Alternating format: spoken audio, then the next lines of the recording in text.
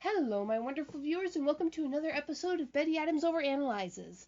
Today, I'm going to take a look at a theory that isn't mine. Is Miko Kubota, a gamer girl with the handle Me-K.O, a glitch?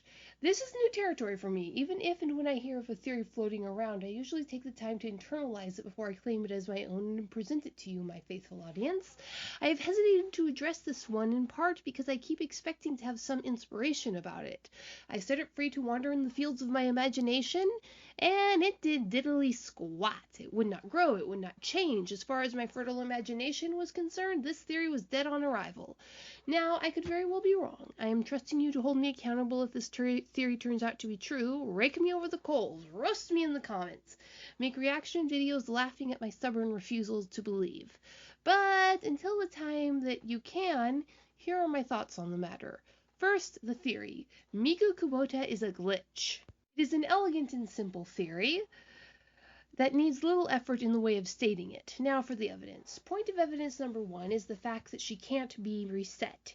Mitch, a highly trained and experienced glitch test, insists that everyone resets, but Miko doesn't. But, you see, this as evidence for Miko being a glitch never really washed with me. Rather, I saw it as evidence, strong evidence, quite to the contrary. Those gauntlets are specifically designed to affect glitches. If Miko were a glitch, the gauntlets should have instantly detected her as such, and they should have worked better on her than they would have on a real human. Again, affecting glitches are what the gauntlets are designed to do. Point number two of this theory is her hair. I'll admit it is odd that she seems to be the only person with town with hair like a sherbet bar from the 90s, and it does signify something about her story-wise.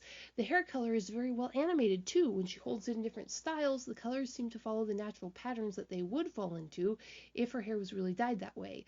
The patterns are neither too random nor too ordered. That takes a lot of animation processing power. It is something all right. The show put time, money, and effort into her hair. However, using an unusual hair color or style is so very much a trope in cartoons that depend on visual storytelling that it is almost I say, doesn't bear thinking about. One of the first rules you learn about designing a striking character is to do something odd with the hair. Look, for example, at every female protagonist in anime ever. However, I will grant the theorists this. The creators of glitch texts are nothing if not skilled at hiding dramatic plot twists in the voluminous folds of old tropes. So, I will not write off the old trope of Miko's hair.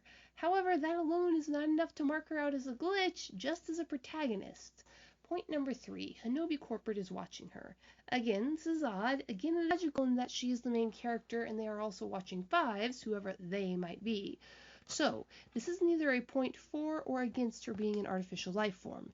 And that's about it for the evidence of her being a glitch. To be thorough, let's look at the evidence against it. First, Miko is without question both of her parents' daughter. Her oldest sister is a chip off the old sympathetic block of their father. Her younger sister is a carbon copy of their tiger mother. Miko, with her drive to succeed balanced with her compassion and almost intuitive understanding of the needs of the others, is the perfect 50-50 balance of Mr. and Mrs. Kubota.